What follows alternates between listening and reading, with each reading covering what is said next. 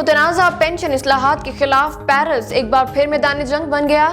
غیر ملکی media reports کے مطابق پیرس میں مظاہرین اور سیکیورٹی فورسز کے درمیان جھڑپیں ہوئیں۔ اس دوران مشتعل مظاہرین نے معروف کیفے سمیت متعدد عمارتوں کو آگ لگا دی۔ غیر ملکی میڈیا رپورٹس کے مطابق پولیس نے کیفے میں لگی آگ بجھانے کے بعد کیفے کے باہر رکاوٹیں ڈال کر سیکیورٹی اہلکار تعینات کر دیے۔ کچھ روز قبل فرانس میں پینشن اصلاحات کے خلاف ہونے والے احتجاج کے باوجود فرانسی سینٹ میں متنازع پینشن اصلاحات کی منظوری دی تھی۔ پینشن اصلاحات بل کے مطابق ملازمان کی ریٹائرمنٹ کی عمر میں 2 سال کا اضافہ ہوگا۔ اب ملازمین 62 سال کی بجائے 64 سال کی عمر میں ریٹائر ہوں گے۔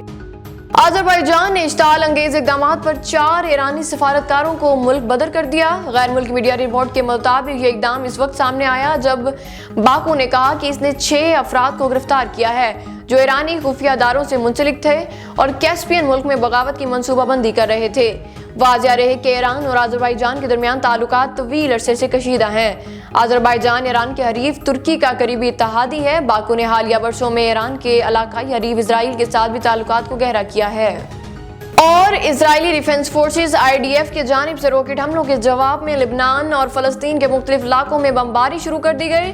غیر ملکی خبر رساں ادارے کے مطابق اسرائیل کی جانب سے جوابی حملوں کے بعد لبنان اور غزہ کی پٹی میں زوردار دھماکوں کی آوازیں سنی گئیں۔